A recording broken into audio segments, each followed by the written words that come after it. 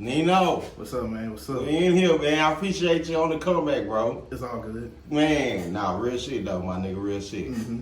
All right, so let's start from the beginning. We're going to start all the way over. All right. Where you from? I'm from Eunice, Louisiana, man. Small town, really. Just small town. Small town, Eunice, Louisiana. Mm-hmm. You know what, man? I don't know who I was watching the other day, or it might have been another artist that I did before, and they said they was from the same spot. I was like, damn, that's what Nineaux said he was from. No, for real? And Nineaux say that whole smile, you feel me? Yeah, it's small. But you never know, bro. You feel me? Like, Okay. take me to like what it was like, the atmosphere like growing up in Eunice back then. Back then, man, really, I was a kid at the time. I was little. You feel me? I didn't know a lot of stuff growing up. Yeah. But real low key, my first memory growing up, bro, was seeing the crackhead getting beat, bro. Damn. Yeah. Did like as a kid, you see shit like that. Yeah, Was like where your mind was at? I was like, man, why you beating them up for? You feel me? I was just curious. I was like, dang, man, so what's The going fuck on? he do? Yeah, man. I was like, it was me, my brothers, and my cousin see that. We was like, dang, bro, what you do, bro? Real bad. That boy was bleeding. Like, it was bad, bro. Okay, so like explain explain when you would see something like that. If you would see something like that, did you, as a kid, did you think like, damn, I stay in a rough area, or you just thought it was just normal behavior? Be honest with you, bro, I think it was just normal behavior. You feel me? Did you even think about it though, like, or you just was a kid? You like, damn, just see some shit and just keep on going. You know what I'm saying? No, I mean, it kind of shook me up. You feel me? I'm like, damn, like it's how it is, like right now in the world. You feel me? Because really, when I come from, bro, it's either you can be a hustler, bro, or you can be a dope fiend, bro. No shit. That's how it is. You feel me? Like people so it's people you actually went to school with that came up and now they smokers, like dope fiends. Well, not over there, because I moved to Houston when I was like 7, 6. I moved here. Okay. So the kids that I know over there when I was growing up in like kindergarten and Head Start, I really don't know them like that. Okay. So, but they know, their parents know my parents. Okay. But I really don't know them like that because I ain't grew up out there. Okay. I grew up mostly out here in Houston. Okay, so when did it come to the point you ended up coming to Houston, and why?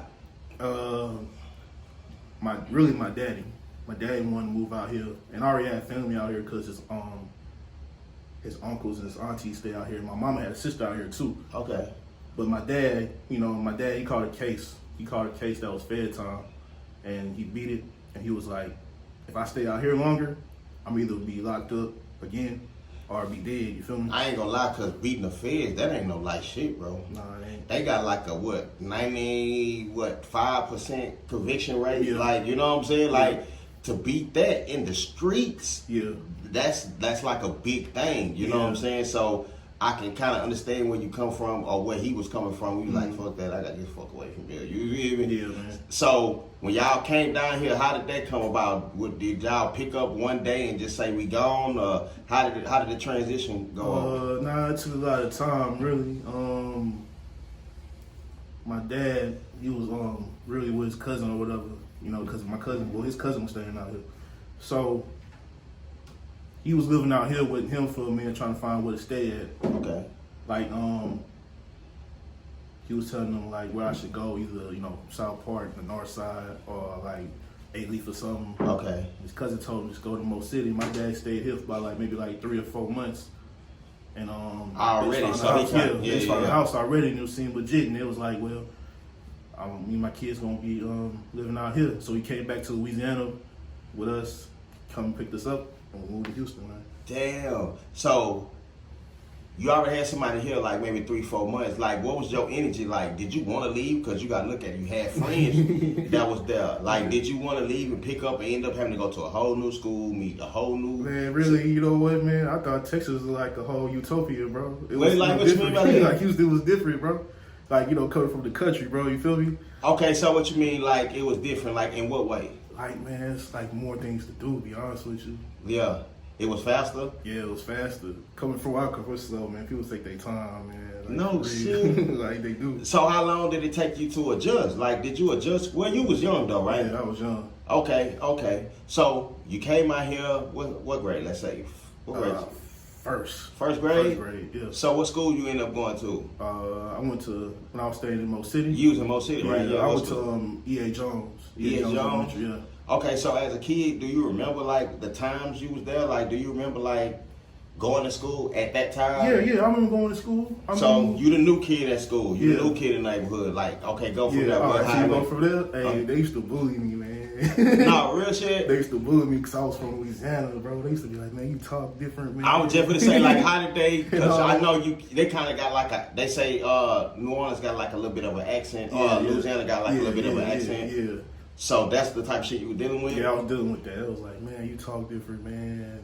You know, and I was a big kid too. They tried to test me, bro, like David Goliath and stuff, bro. Yeah. And I'm like, man, bro, I ain't really want to beat you up, bro. If I got to, I got to. Yeah. So it is what it is. You feel me? Okay, so boom, you go from now. What grade you said that was? 7th grade? No, I was in first grade. First grade. So boom, let's say you move up to like middle school. Mm-hmm. Like, okay, so like growing up in Mo City, what was the difference opposed to growing up In Eunice? in Eunice? Not the school part, just the neighborhood. The neighborhood? Yeah. I mean, it's a different. I would say it's a different type of hustle. You feel me? Okay. Like I see it right now. You don't even know how small town hustlers they be like fighting for like a name, bro. When you in the city, bro, they just worry about their money. You feel me? So, and when you growing up, like when I was growing up, bro, at the time in middle school, bro, the clique started forming. You feel me? Like Muhammad and Mashmo and all that. You feel me? Yeah, I remember that shit. So they was doing all that shit. Was they doing shit like that in Eunice?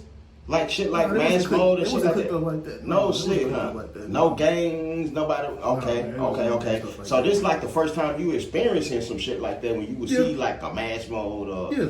Okay. So then when that was going on, like what was your mind mentality at then? You staying in Mo City, you kind of somewhere you ain't from. Like what was like the difference? I'm trying to see like how different was it as opposed to Eunice? Like you know what I'm saying? Like in that way. All right. Let me see.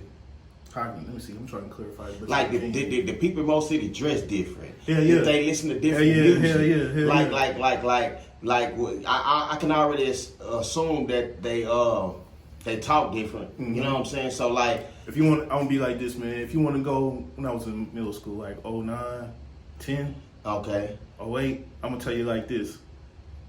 Louisiana, man, they was listening to Boosie heavily at the time. Boosie and Webby at the time.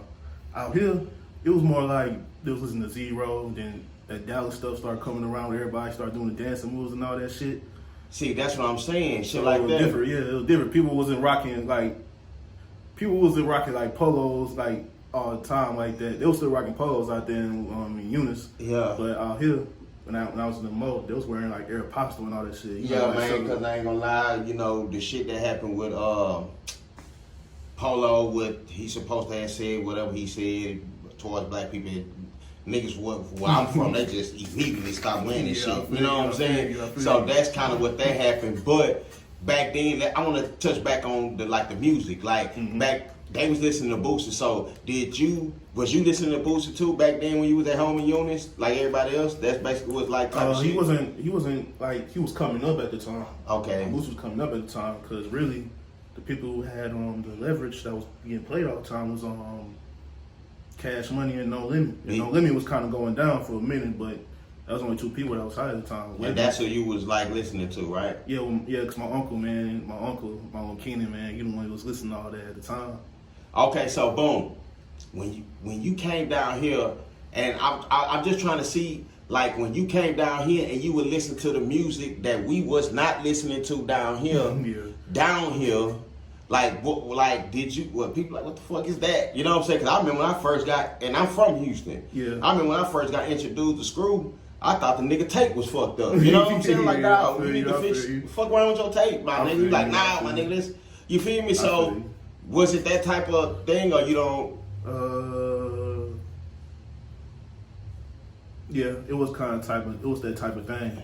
But I was already hooked to Houston like that, man. Cause like I said, like my uncle, man, he used to have the Young Star first CD that came out. Yeah, Youngster. He had the what's the dude name? Oh, 8 little flip group. Like you was talking about Young Red, yeah. He had that. He still got that poster till this day. Young Red, yeah, he still got them that niggas till was this dope day. back then. Like they still fuck around like that. They still got some good music, quality music out. Yeah. So I already know about the Houston scene already. But Okay.